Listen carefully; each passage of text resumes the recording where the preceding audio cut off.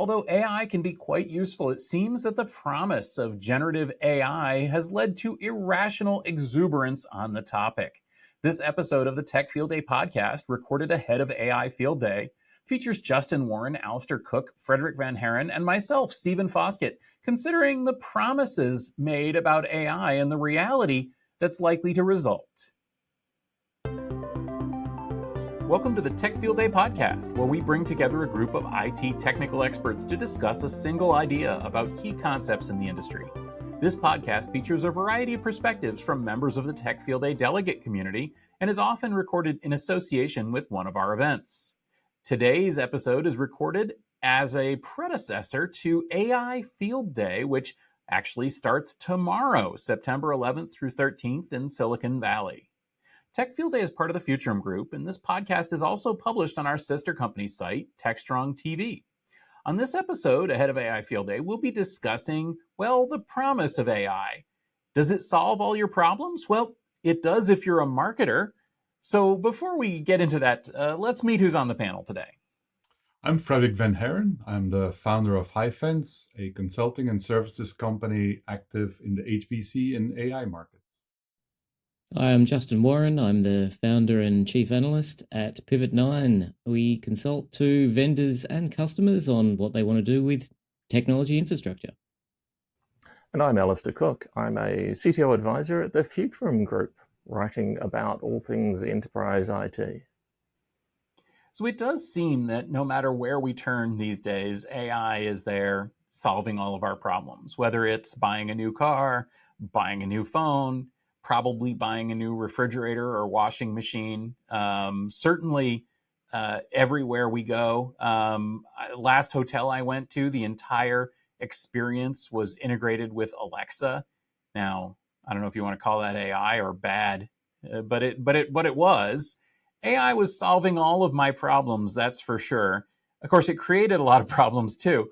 But, this is the marketing promise, right? And this seems to be the overall promise. As we discussed on the news rundown, Alastair, California is so worried about AI solving all our problems that they want to install a kill switch mandatory in all AI systems because they're worried that maybe the problem is us. What do you all think? Is AI solving all of our problems? Justin, I want to start with you because you, always have something to say on topics like this. Yeah, look, AI solves the problem of what are we going to do with all these GPUs now that Bitcoin is no longer the topic of discussion. It was really great timing for all those stranded investments. Other than that, it's another hype cycle. We've lived through a bunch of these. Unfortunately, there's a bunch of really useful things that what we call AI and machine learning, there's a bunch of useful stuff it can actually do. That's not what we're really talking about these days, unfortunately. Everyone just lost their minds over generative AI with large language models, and that's kind of taken over. It's really a proxy for what people actually want to do, which is to replace humans and tasks that they don't want to pay for. That's largely what I see this being used for. It's an excuse to fire a bunch of people and replace them with cheap slaves, largely. I think the firing a lot of people is typical Justin giving us a great headline. But there is absolutely a whole lot of work that humans aren't very good at and that we've relied on computers to do for a long time. And the practical uses of AI are often about that, about dealing with vast amounts of repeated activities, doing the same thing again and again, exactly the same way, exactly what computers excel at and what humans, particularly me, are really bad at, doing the same thing repeatedly. Solving all of the problems? Yeah, you just have to define your problems exactly right and AI will solve all of them. Just leave out all the problems it doesn't help you with. The other element I think Justin hit on is this hype cycle. So I think we are still at that overblown expectations for most customers and certainly for what's written about in the mass media. I think, as always, the future is here, although it is unevenly distributed. There are people who are gaining huge amounts of value out of even large language models. But I think a lot of the value of AI is coming from more conventional, smaller neural networks, not the sort of generative AI that makes wonderful headlines, but not necessarily so good for business. Yeah, I think one of the interesting pieces about artificial intelligence is the ability to learn from the past, right? And certainly when we talk about large volumes of data, I mean, nobody has books of encyclopedia at home anymore. You can use AI to do that. So those are great use cases for that. The problem with hype, I think, in general, is at first when people don't understand the technology, but they see that they can do something with very simple commands, it's very easy to assume that it can do a lot more than just that, right? So the use cases become kind of infinite. I think with the actual use cases out there, it's kind of being pushed out by technologies like large language models, right? So if you look at how large language models actually were brought to the market, it's almost like it escaped the lab, right? It wasn't really prime and ready for the market, but one small company decided that they want to show off the technology they had. And from then on, the cat was out of the bag. Now, what that meant was the technology now was available in a very simple format, a la Google search if you want, and you would get results. Nobody is really answering the question, are those results correct or not? But that's where the hype starts, right? And then there is the disappointment. But I think in general, it's not easy. It's not difficult to understand that people think AI can do a lot based on this. Well, it's a very convincing technology. I love your analogy that it escaped from the lab because it does feel that way. It's so cool. It is so impressive that no wonder it escaped from the lab. The promise, basically when ChatGPT 3 came out, it was so amazing what it could do, or what it seems to be able to do, that everybody wanted to jump on it. But that's why I think it's interesting that we're seeing this incredible backlash against AI. I mentioned the California kill switch bill. Even regular people, though, I was sitting with my family over the weekend, and my wife was wondering if a skunk will eat nuts, and so she Googled, "Do skunks eat nuts?" And apparently that's one of those edge case questions that will cause Google to lose its stuff and give you an amazing AI driven answer. All of the listeners of the podcast are now going to Google that. The point is, these are people who don't know, don't care about technology, who are not in the industry and are just using regular tools. And suddenly they're confronted by the impact of this belief that AI solves everyone's problems and it's ready for prime time. Spoiler alert, it's not. Also, spoiler alert, yes, skunks will eat nuts, but they're not as worried about whether they eat them for breakfast, lunch, or dinner. Skunks pretty much will eat whatever they can get their little mouths on. Yeah, I think that's part of the problem, really. Is it computers are already terrible, as anyone who works with them understands, and it's amazing anything ever works. But everyone, like all the hype, is pushing it so that people who don't know and honestly can't know, nor should they be expected to know the specialist details that we do, like they're being told that it's magic and that it will solve everything, but that's not true. So it's kind of fraudulent, and I actually that annoys me because that's not in customers' best interests. Like all these companies that say, customers are we have a customer obsession, but you don't, because you're putting this stuff that clearly doesn't work and you're testing it live on humans who don't get a choice. Like try and find a PC that you can buy that doesn't have AI in it. Like it's really, really hard. It's like trying to buy a smart TV, like a non-smart TV, when there isn't another option. It's like, well, we don't have a B case in our A/B testing. So how can you know if customers really want this or not? And a lot of them are finding when they go to use this stuff that it's terrible. But just like what we had previously with things like IVR, where instead of being able to ring up and talk to a human, you get this weirdly designed computerized system that you can't escape, and you can't actually find a way to get to the people to solve your problem. People hated that, but we still got it because it was cheap. And that's what I see happening a lot of places, is that a lot of companies are actually destroying their relationship with their customers because they've gone for this short-term cost saving, and they've bought into this hype that it's somehow magic. Generally, it's people spending the money who don't actually know the tech. And it's going to be a while before that kind of gets realized, and they decide, actually, this was a terrible idea and maybe we shouldn't have done that. Yeah.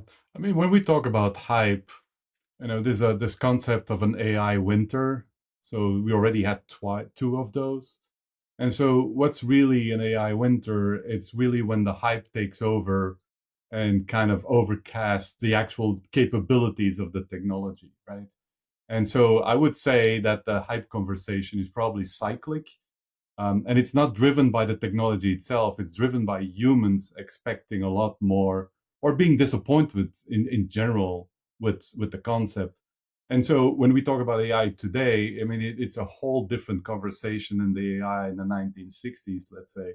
But I think maybe a lot of people are abusing the term AI for something that isn't really AI. And then the second thing is, because technology, hard drives or SSDs and NVMEs and compute is so cheap compared to, maybe a decade ago, it's very easy for somebody with very little knowledge to put something together that provides an answer. And the definition of an answer here is you get words spit out of the engine, no matter if the words make sense or accurate. So I think if you put it all together, we're in this fast moving market where large enterprises are coming out with a lot of products that are very capable, but are really beyond our control to figure out what's really happening inside.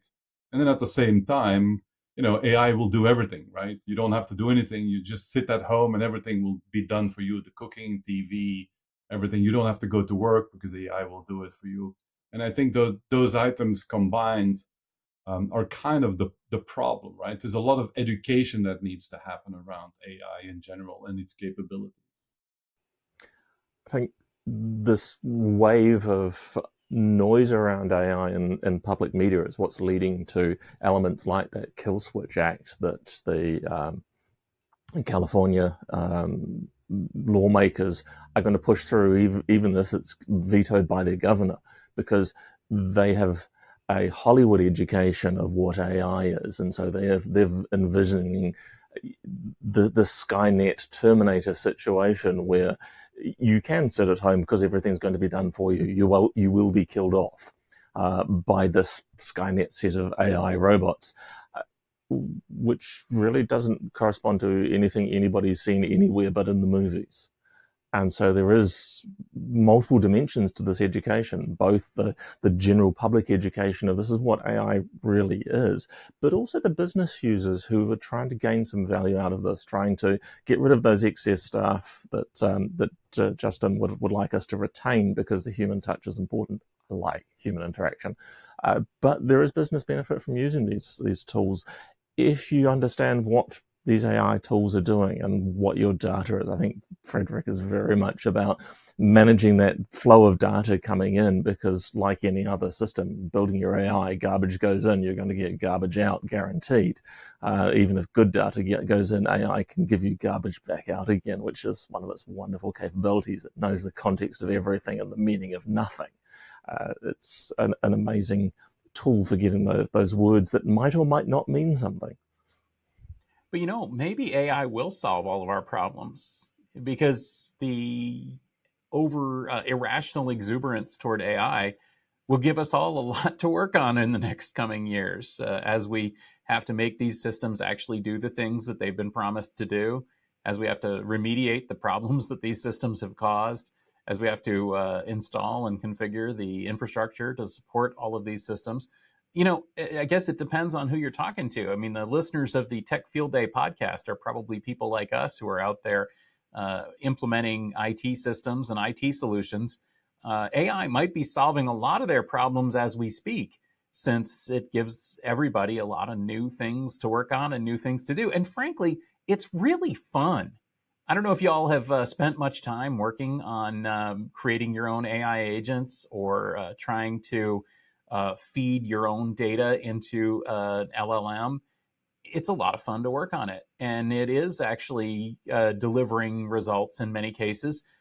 Frankly, a lot of the AI solutions that I've used as part of Tech Field Day, as well as in my own systems, they actually have solved a lot of my problems. A lot of the things that I was having trouble with, I'm able to accomplish with AI. So, let's get back to that premise. Maybe we're looking at this wrong.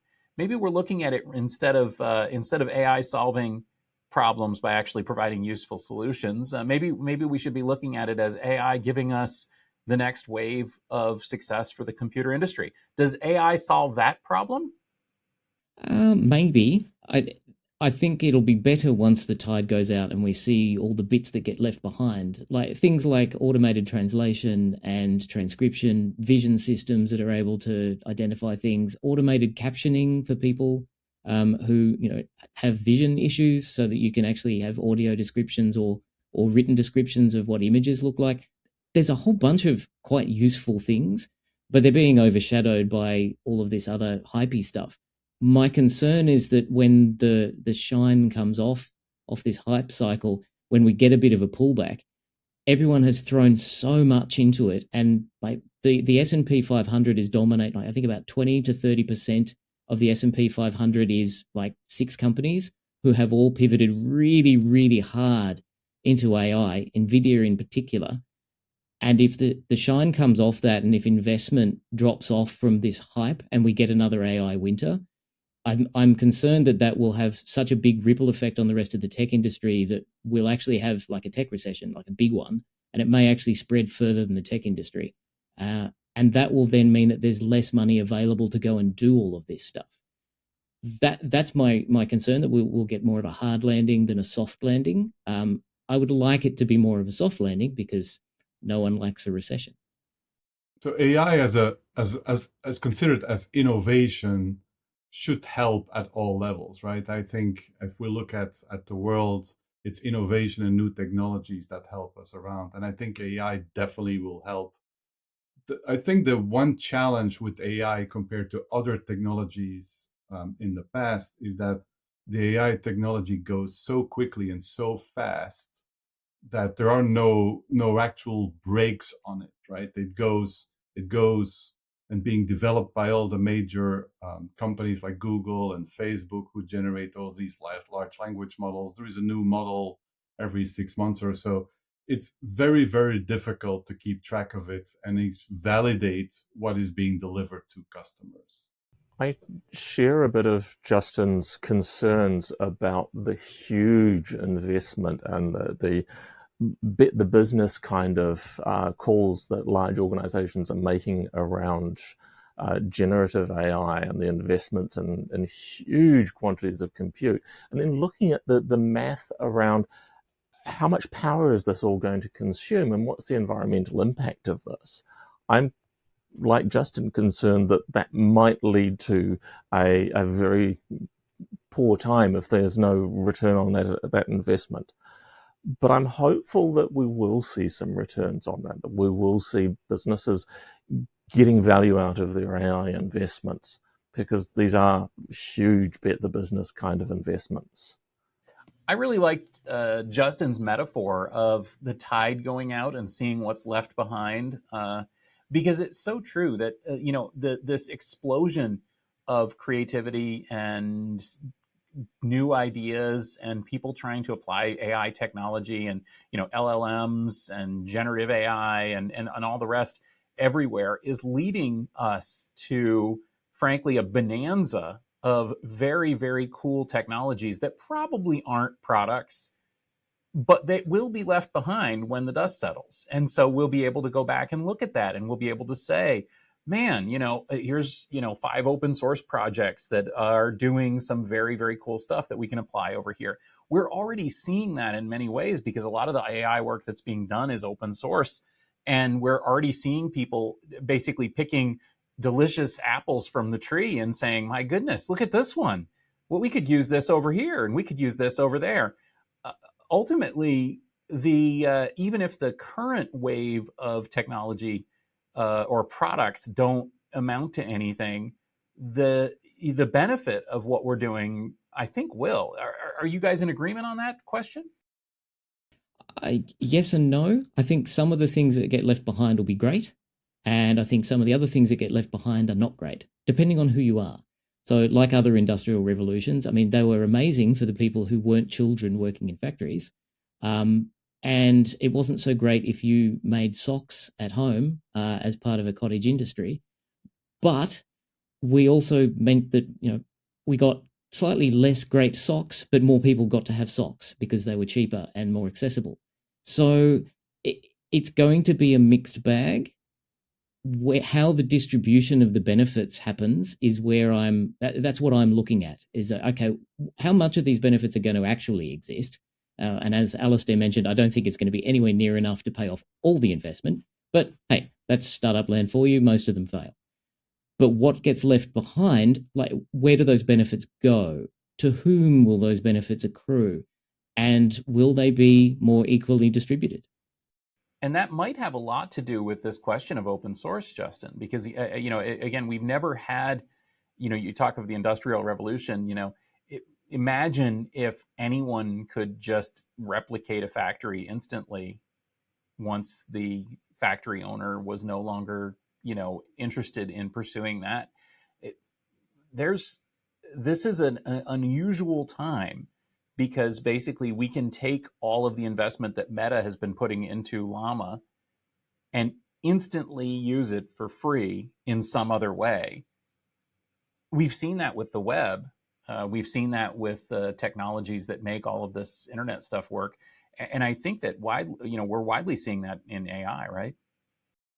Yeah, I think we've seen it in AI, but I also think we have seen that in the past, right? Think about medicine, right? So there's medicine is protected, nobody else can make that medicine, and then somehow it ends up in a lower cost country where not for free, but for a lot less they produce that medicine. And the same thing, my father was in the electronics business for a long time, and there at some point people were concerned that they were going to lose their job because the factory that was making the very old light bulbs, they thought they were going to lose their job, while in reality the people with the vision were saying, well, we're going to electronics and LED, and people were saying that's never going to happen, but it did happen, right? And those factories then went from more from to a cheaper country where the labor at least is cheaper, and built that. So I think AI just accelerates this, right? The fact that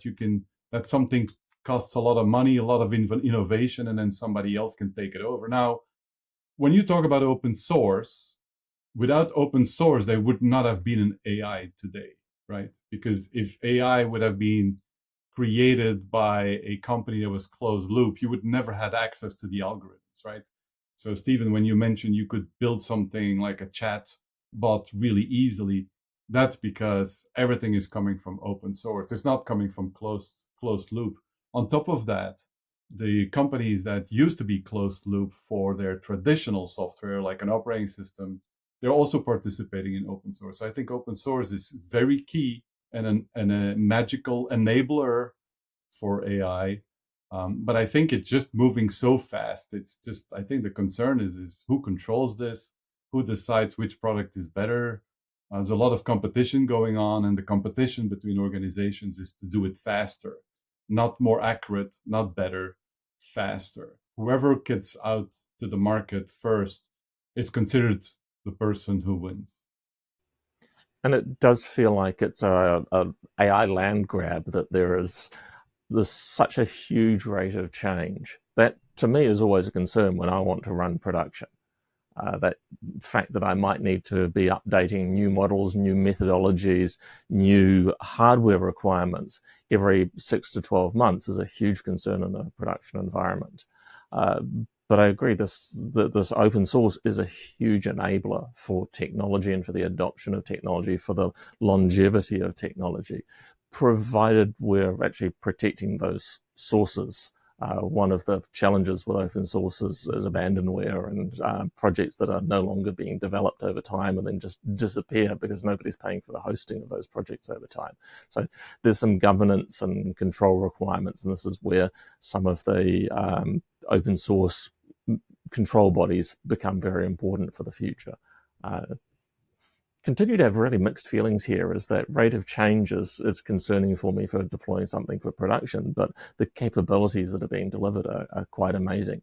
I do come back to one of Justin's suggestions of what our topic could be, is that AI is a 5% solution. It's not the thing. It's the thing that makes the thing better, as Bobby Allen said at the last AI Field Day. And you've got to have a thing before you can make it better. And let's not lose sight of having the thing to make better.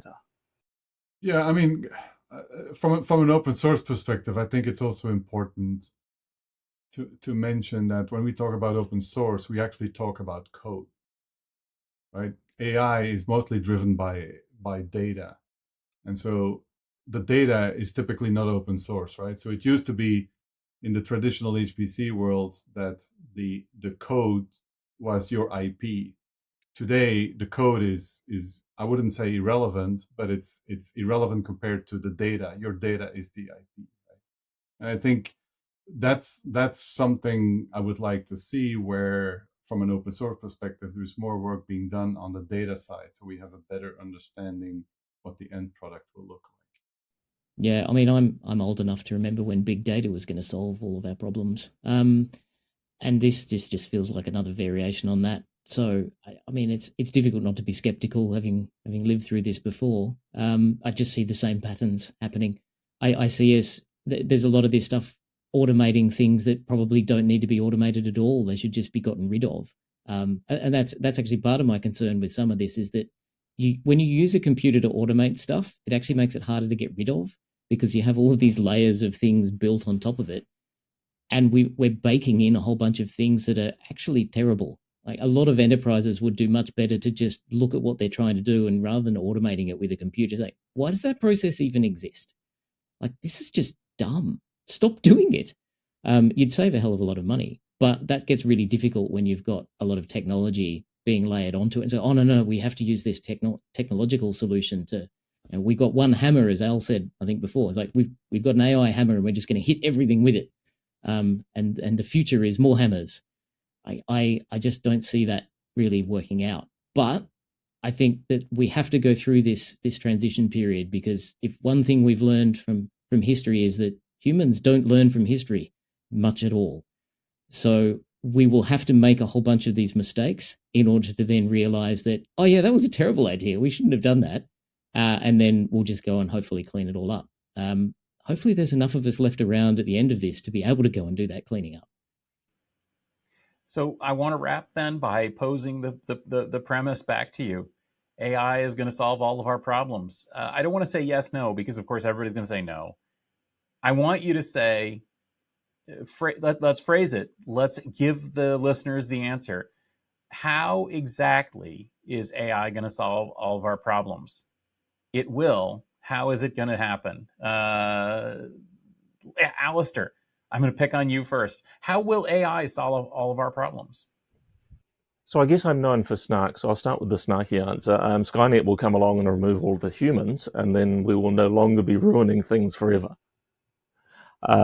More realistically, AI is good at seeing patterns in things, and humans, as Justin has just said, are not good at noticing patterns. Let's solve that problem with AI. All right, Justin, he used your name in vain. How is AI going to solve all of our problems?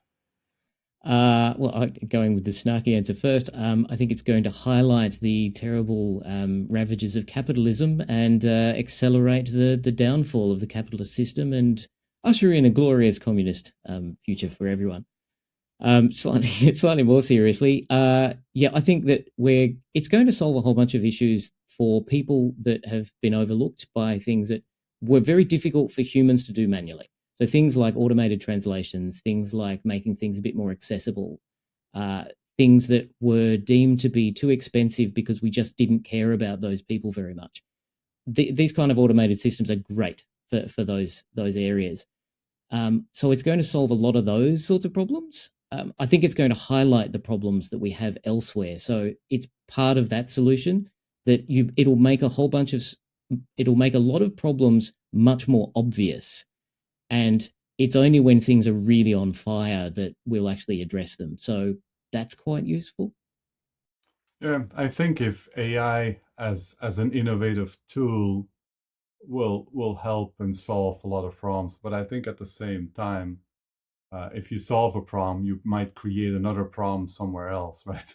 So maybe the answer is a catch-22 where you're trying to solve something, but you created so many other problems that you end up back at square one. But I think AI is definitely a technology that can help. AI is a tool, so it's not necessarily good for everything.